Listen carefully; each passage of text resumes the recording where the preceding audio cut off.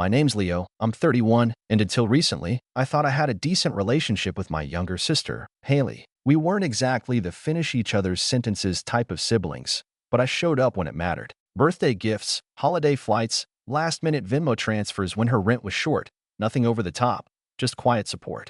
I always figured that's what family was for. We had our differences, sure. She was always more dramatic, the center of attention type, while I preferred staying on the sidelines. But we coexisted fine. At least, I thought we did. Hailey got engaged last year to a guy named Mason. He was fine, bland, a little too into crypto, but he made her laugh, and he had good hair, so I figured he'd do. My parents were over the moon. Hailey was the golden child, the youngest, the one everyone coddled. When they got engaged, it was like the family went into overdrive. Bridal showers, engagement brunches, endless group chats about centerpieces and color palettes. I sent a congratulatory gift and mostly stayed out of it. That is, until I got a call from Hailey. "Leo, I need a huge favor," she said, her voice syrupy and sweet. "We're a little short on the final venue payment. Like, really short." I asked how short. She hesitated, then dropped it casually. "About 50 grand. I choked. "You're joking." "No, but like, it wouldn't be a loan. More like a wedding gift. I mean, I'm your only sister, Leo. And Mom said you've been doing really well lately." To be fair, I had been doing well. I'd sold my app startup 6 months earlier and was in the process of launching something new. Money wasn't a problem at that moment, and Hailey knew it. Still, the number stung. I hesitated. "That's a lot to just give away, Hales." She immediately switched to guilt mode. "You didn't come to my dress fitting. Or my engagement dinner. You're always distant. And now you can't even help on my wedding day?" I could feel the setup tightening around me. I sighed. "Fine, but I want it to be a surprise. I'll bring it the day of, okay? No fanfare." She squealed, thanked me a dozen times, and hung up. That should have been my first red flag. The wedding was set at this swanky vineyard about an hour outside the city. I arrived early, dressed in a tailored suit, envelope in my pocket. The kind of envelope that weighed nothing but could pay off someone's student loans. I walked past the string quartet and the flower walls and made my way inside, looking for the guest table to find my seat. And that's where everything started to go sideways. There was a massive seating chart at the front. Hand-calligraphed names, golden accents, cute little wax seals next to the names of important guests. I scanned the list. My parents were at table 2. Hailey's friends were scattered across the front. I kept looking. And looking. No, Leo. I thought maybe they'd forgotten, so I walked to the reception area to see if I could find my place card manually. I checked the main tables. Nothing. Then I walked toward the far side of the room, past the caterer station, past the back exit, until I saw a single folding chair placed awkwardly by the bathroom hallway. And taped to the back? A sticky note. Scribbled in pen. "Leo." I stared at it for a long second, genuinely thinking it had to be a mistake. Like maybe someone was pranking me, or it was a placeholder. But nope. No joke. No real seat. Just me and the faint scent of air freshener from the guest bathroom. Before I could even react, I heard a voice behind me. "Well, not everyone's important enough for the main table," someone said with a light, condescending laugh. I turned. It was Mason's mother. I'd only met her once before, briefly, and we hadn't exchanged more than a few sentences.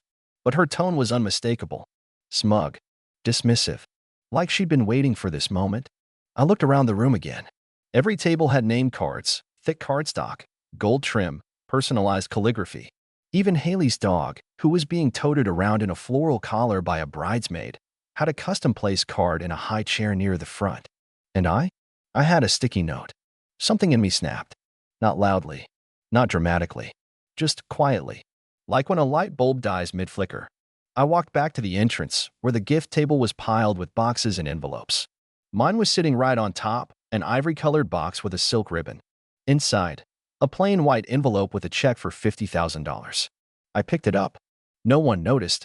Everyone was too busy clinking glasses and taking selfies under the Hailey plus Mason Forever neon sign. I turned, walked back toward the main reception area, and stood near the edge of the dance floor. Then I said it. Calmly. Loud enough to carry, but not so loud that it sounded like a performance. Didn't realize a $50,000 check only bought me a spot next to the toilets. Everything stopped. The music didn't at first, but the energy in the room flatlined. People turned. Someone gasped. One of Hailey's friends whispered something, eyes wide. And then I heard it, Mason, from behind the bar setup, whispering, "Wait, you're taking it back?" I didn't answer. I just turned and walked out the front doors, past the valet, past the sign that said, "Love, Laughter, and Happily Ever After," and straight into the warm vineyard dusk. I could hear someone running behind me. It was Hailey. Barefoot, breathless, wedding dress hiked just enough to reveal one mud-splattered heel. She came sprinting down the gravel path like she was chasing the end of a rom-com. Except there wasn't anything romantic about the look on her face. It wasn't love or heartbreak, it was panic. Not the kind of panic that comes from losing a sibling, but the kind that comes when a safety net snaps. "Leo," she called out. "Leo, stop. What are you doing?" I didn't stop. I didn't slow. I kept walking toward my car, my grip tight on the box, my heart pounding, but not from nerves. From something colder. Years of biting my tongue. Years of being the afterthought. The wallet. The fallback plan. She caught up right as I reached my door. Grabbed my arm. "Are you seriously going to ruin my wedding over a stupid seat?" I turned and stared at her. That dress cost more than a down payment. Her hair had been done by someone they flew in from LA. She was glowing in that filtered, Instagram-ready way she always aimed for.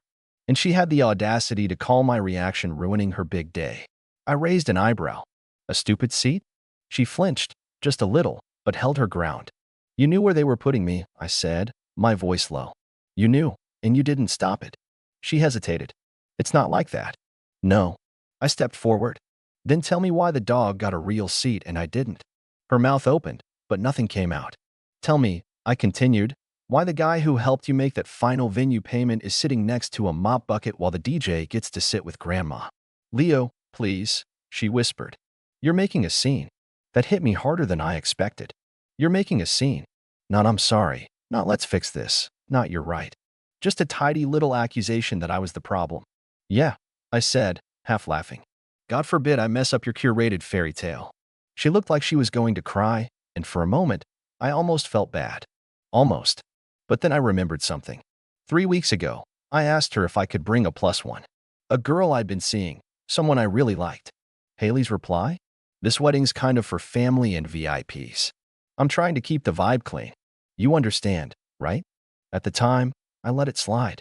I didn't want to argue. But now? Now I saw the pattern. "I never mattered to you," I said. "Not really. I was useful. Until I wasn't." "That's not true," she said, finally snapping out of her shocked silence. "You're my brother, Leo. I love you." I tilted my head. "Then why does it feel like I'm only invited when there's a bill involved?" She didn't answer.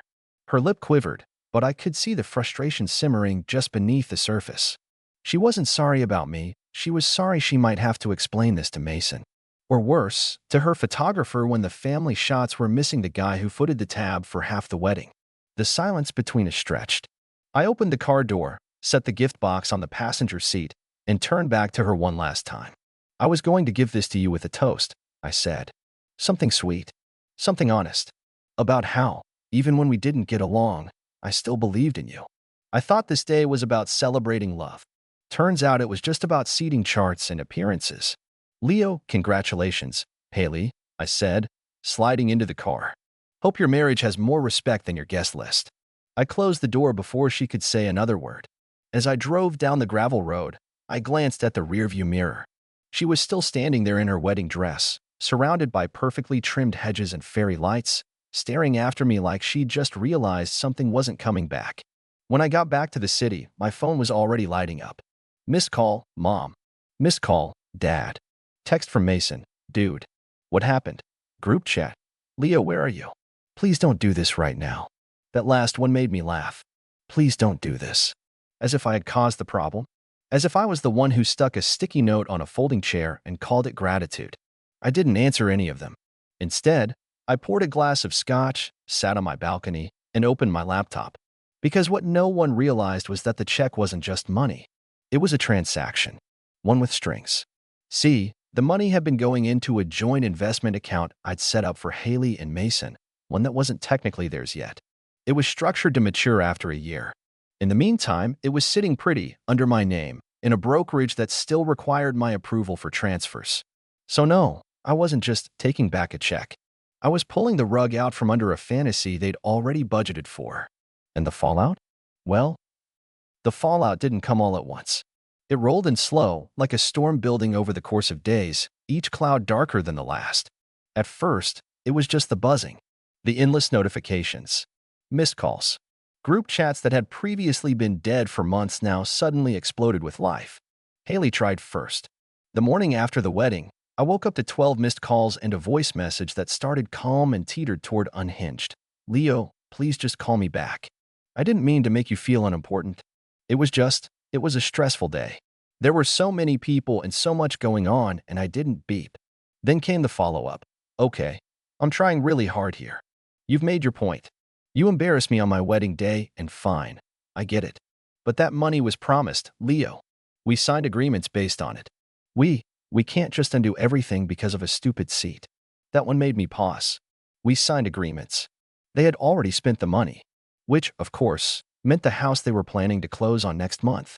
That was no longer happening. The honeymoon to Tuscany with the five-star culinary experience? Already booked and non-refundable. That's the thing about fantasy weddings. They're often built on IOUs and assumptions, and in this case, one very specific assumption that I'd always come through. And to be fair, I usually did. But this time, I didn't feel guilty. I felt calm, controlled, for once. By Monday, the tone shifted. My parents called.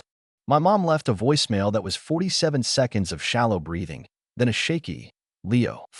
I don't know what happened between you and your sister, but please, call her. Fix this. Fix this. That phrase hit me sideways. Like I was the leak, and my job was to patch things up. As if being humiliated publicly, then having my value reduced to a dollar amount, wasn't enough. Now I was expected to fix it? Then my dad texted. This is petty. I don't know what she did, but weddings are chaotic. You should have just talked to her instead of pulling this stunt. Ah yes, the you're overreacting classic. The message wasn't new. I'd heard versions of it my whole life. When Hailey got into screaming matches as a teen and slammed doors, my parents would say, let her cool off. When I brought up how she never once acknowledged my graduation, they said, she's not great with dates, don't take it personally. When she borrowed money and ghosted repayment plans, they said, she's your sister. But me?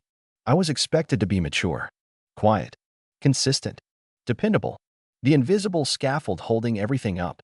Never praised, never centered, but absolutely expected. That night, I got a message from Mason. Hey man, I don't want to get in the middle of this, but Hailey's a mess. And I mean, this isn't just about the money. This is about trust. You promised us that money. We signed a lease. We're under contract. Please don't let one seating chart ruin our future. I stared at it for a long time. And then I replied, you didn't even notice I wasn't seated at a real table. Your future was never my responsibility. He didn't respond. The next day, I got a call from an unknown number. I let it go to voicemail, but I listened to it. It was a man from the real estate agency handling Hailey and Mason's new home. Apparently, they listed me as a silent guarantor.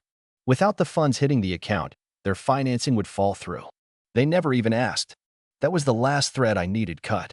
I called the agency back, gave them a firm, professional, legally clear response. I was unaware my name was being used in that way. I revoke any verbal or assumed commitment. I will not be guaranteeing any part of this transaction. The agent was polite. Understood, sir. And just like that, the dream house was gone. By Wednesday, Hailey's calls had stopped. My family group chat went quiet, save for one cousin dropping a vague meme about snakes in the grass. Cute. Thursday morning, I opened Instagram. Hailey had posted a photo from the wedding, her and Mason, framed under a floral arch, captioned with, even when people try to ruin your day, love wins. The comments were a mix of sympathy and confusion. A few mutual friends messaged me privately. What happened? You good? Why is she being so shady? I didn't answer. I didn't need to, because the real fallout hadn't hit her yet. That came Friday. At 8:41 a.m., my phone rang. I recognized the number, my lawyer's office. I picked up. Leo, my attorney said, calm and crisp. You asked me to freeze the account access earlier this week. That's been processed. But we just got a notice from Hailey's financial advisor. She attempted to liquidate the investment early. We informed them she has no legal right to do so. I let out a breath I didn't realize I'd been holding. Good. There's more, he said. Apparently, she's now claiming the check was a promised gift. She wants to file a grievance. I laughed. Let her. Because here's the kicker. I never gave them the money. I wrote the check, yes, but it wasn't signed. Slipped into the box with a note. Let me know if you ever see me as more than just a wallet. Then we'll talk. They never opened the envelope. They just assumed. Assumed I'd roll over. Assumed I'd play my part. Assumed I wouldn't walk away. Now they were finding out what it meant when I did. But the real storm hadn't hit yet. That came the following week, when the wedding photographer sent out the full gallery, hundreds of shots posted publicly on the studio's page. And there I was. In none of them. Not a single photo. No candid smiles. No family portraits. No sibling shots.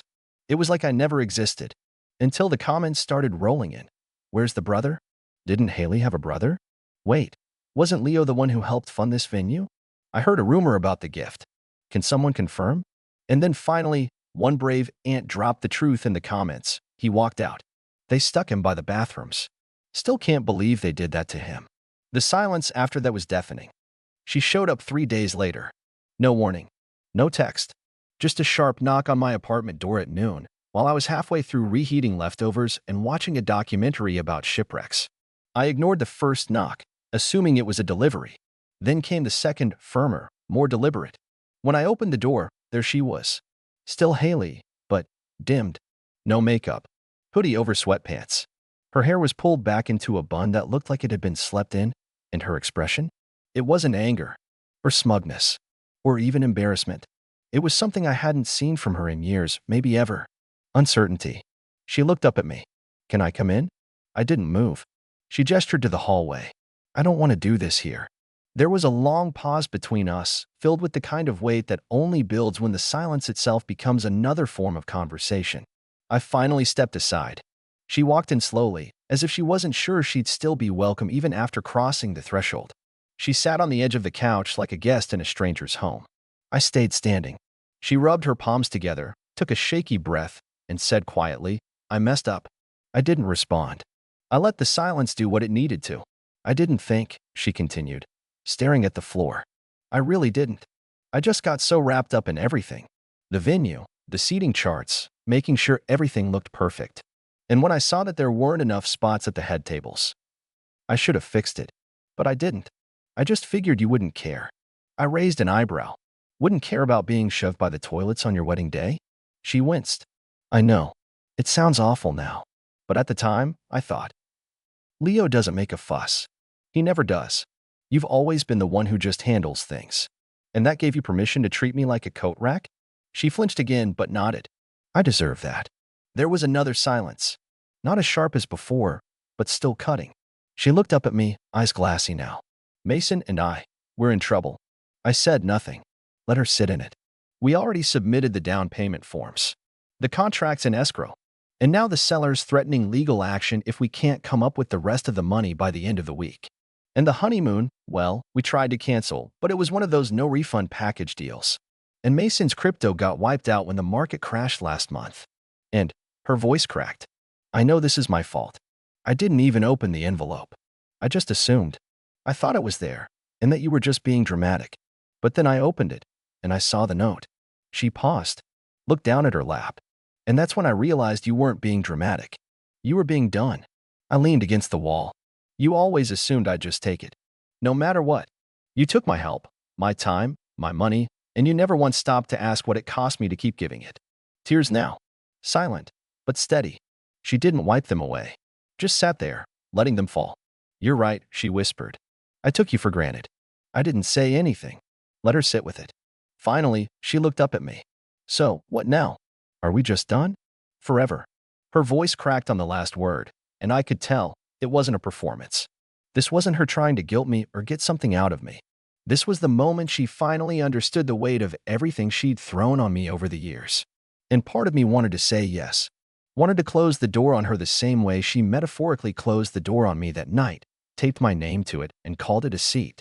But another part of me, the one that still remembered her as the kid who cried when I scraped my knee in 3rd grade, who used to sneak Oreos from the pantry and split them with me in the dark, knew that this wasn't a moment for cruelty. This was a moment for consequence. No, I said quietly. We're not done forever. But we are done with how things used to be. She looked up, blinking back tears. I'm not your safety net. I'm not your wallet. I'm not your backup plan. If you want to be in my life, you have to treat me like someone who matters, not just someone who pays. She nodded quickly, like she was scared if she didn't agree fast enough. I'd take it all back again. And the money, she asked, so softly I almost missed it. I sighed, walked over to my desk, and pulled the envelope out from the drawer. I held it up, then tore it in half. I was never going to give you a check, I said. I was going to set up a trust. Something long-term. Something responsible. But I needed to know you saw me. That you didn't just see what I could offer. She bit her lip, her face crumbling. So, that's it. No money. No quick fix, I said. But maybe, if you and Mason get your act together, and if you actually show up as a sister, not a user, maybe in a year, I'll help you start something. With you, not for you. She nodded slowly. She knew better than to push. When she left, she gave me a quiet hug. It wasn't dramatic. No promises of redemption. Just a quiet, heavy squeeze that carried more meaning than any speech she could have rehearsed. Weeks passed. Hailey stopped posting wedding photos. The honeymoon never happened. The house deal collapsed. I heard they moved into a modest apartment downtown, with creaky floors and a shared laundry room. A far cry from the Instagram dream, but maybe exactly what they needed. We didn't talk much after that. Just the occasional text. A birthday card. A meme shared at 2 a.m. No more requests. No more guilt trips. Just two siblings, trying to figure out if there was a bridge left to rebuild. But for the first time in a long time, I wasn't holding the whole weight of that bridge alone. I had set it down. And I wasn't picking it back up again unless someone was willing to build from the other side. That was the ending I chose. Not dramatic. Not explosive. Just free.